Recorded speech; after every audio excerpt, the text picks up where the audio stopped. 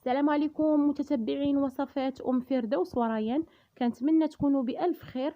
اليوم إن شاء الله غادي نتقاسم معكم طريقتي في تحضير الرفيسة المغربية. كتجي رائعة ولذيذة بزاف وسهلة واقتصادية، يعني ما كتطلبش شي مجهود، وخاصة للبنات المبتدئات يمكن لهم يحضروها بلا تعقيدات. وإلا كنتي أول مرة كتزور القناة كنقول لكم مرحبا ومية ألف مرحبا. وما تنساونيش تنزلوا دابا وتضغطوا على زر لايك، واللي مازال ما شاركش في القناه يشارك في القناه ويفعل الجرس هكا باش توصلوا بكل جديد. وما نزيدش نطول عليكم، خليكم مع المقادير مع طريقه التحضير. بسم الله على بركه الله. غنبداو هنا بالمرق. غناخذ هنا الدجاج وغادي نضيف عليه ملعقه صغيره من الملح، ملعقه صغيره من الخرقوم بلدي، ملعقه صغيره من سكنجبير، نصف ملعقه صغيره من الابزار، ملعقة صغيرة من السمن، وغادي نضيف عليه ملعقة صغيرة من الكزبر مطحون، وغادي نحك لنا 4 الفصوص ديال الثوم، وهنا ممكن تضيفوا عليه ملعقة صغيرة من المساخن. وبالنسبة اللي كانت المرأة الحامل من الأحسن بلاش، أنا ما غاديش نديرو لأنه ما متوفرش عندي. وغادي نضيف عليه هنا الماء، درت عليه شوية ديال الزعفران وخليته تطلق. هنا ضفت النصف ديال الكاس والنصف الاخر نخليه حتى نبغي نطيبه.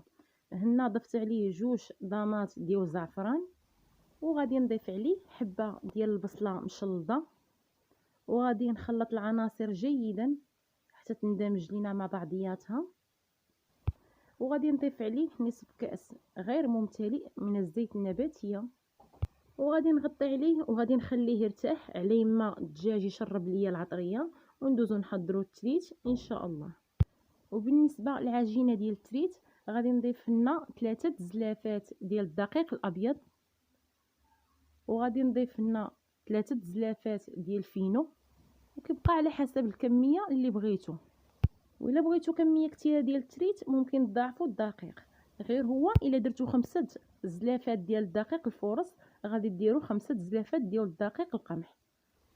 وغادي نضيف لنا الملح، وغادي نخلط العناصر جيدا، وغادي نبدا نجمعو بالماء.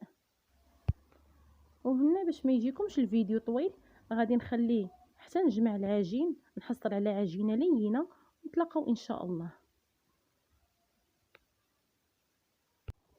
وهنا من بعد ما جمعت العجين كيف كتلاحظوا في الصوره كتكون عجينه لينه، غادي نغطيها هنا ببلاستيكه او بلاستيك غذائي، وغادي نغطي عليه بمنديل، وغادي نخليها حتى ترشح العجين باش تجيني سهله في الخدمه. وهنا من بعد ما طلقت لي العجين خليتها ترتاح واحد ثلث ساعه تقريبا.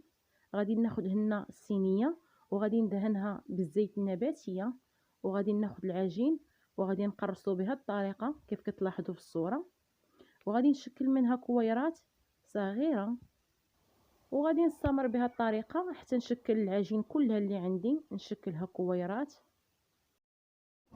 وهنا من بعد ما شكلت العجين اللي عندي غادي نغطيها ببلاستيكه او بلاستيك غذائي، وغادي نخليها ترتاح واحد ثلث ساعه باش تجيني سهله في الخدمه. وهنا من بعد ما ارتاحت ليا واحد ثلث ساعه غادي ندهن سطح العمل بالزيت النباتيه، وغادي نبسط العجين اللي عندي بهذه الطريقه حتى تولي رقيقه. وهنا راني حطيت المقله ديالي تسخن باش نطيب بها المسمن ديالي، وغادي نرشها بشويه ديال الزيت باش ما يتلصقش لينا العجين. هنا من بعد ما رميتها كيف كتلاحظوا راه طابت من واحد الجهه، وسرحت الكويره الثانيه بنفس الطريقه وغادي نقلبها كيف كتلاحظوا ها هي طابت ليا من هذه الجهه. وغادي نبسط الكويره الثالثه وغادي نوضعها في الوجه اللي طابت فيه، وغادي نستمر بهذه الطريقه حتى ندير 6 ديال الكميه او 10، وكيبقى على حسب نتوما واللي قديتو. بهذه الطريقه كتجي ساهله بزاف وكتجي مسربيه دغيا كيطيب لينا.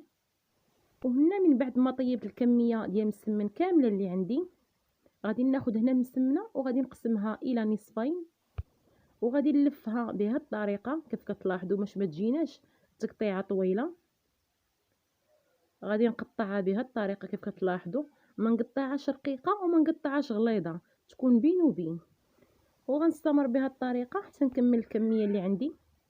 هنا من بعد ما قطعته كامل بهذه الطريقه كيف كتلاحظوا في الصوره.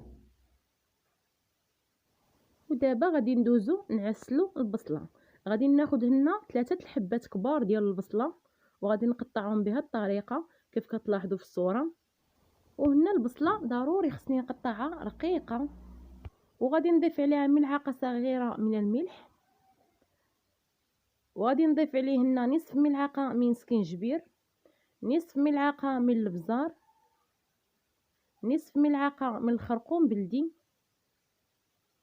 نصف ملعقه من السمن، وغادي نحكو عليه هنا 3 الفصوص ديال الثوم. بهذه الطريقه راه كتجي رفيسه غزاله، كتجي اكثر من رائعه. وغادي نضيف عليه هنا نصف كأس صغير من الزيت النباتيه.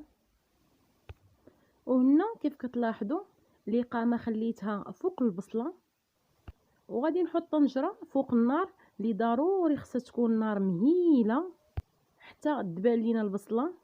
عاد غنحركوها، لحقاش الا حركناها دابا غادي تلصق لينا الإقامة في الجميله. وهنا غادي ناخذ الدجاج اللي رقدته في العطريه، غادي نشعل عليه النار وغادي نخليه حتى يتقلى ليا مزيان كيف كتلاحظوا في الصوره. وغادي نضيف عليه قبطه ديال القزبر والمعدنوس، وغادي نضيف عليه رؤوس ديال الثوم يكونوا صاينين 2 رؤوس، وغادي نضيف هنا شويه ديال الحلبه، وغادي نضيف عليه الماء اللي فيه الزعفران اللي بقى ليا. وهنا غادي نضيف عليه الكميه اللي غنحتاجو ديال المرق، غادي نمرق عليه. وهنا ضروري خصو يكون الماء طايب مزيان، خصو يكون الماء ساخن، وغادي نسد عليه وغادي نخليه حتى يطيب.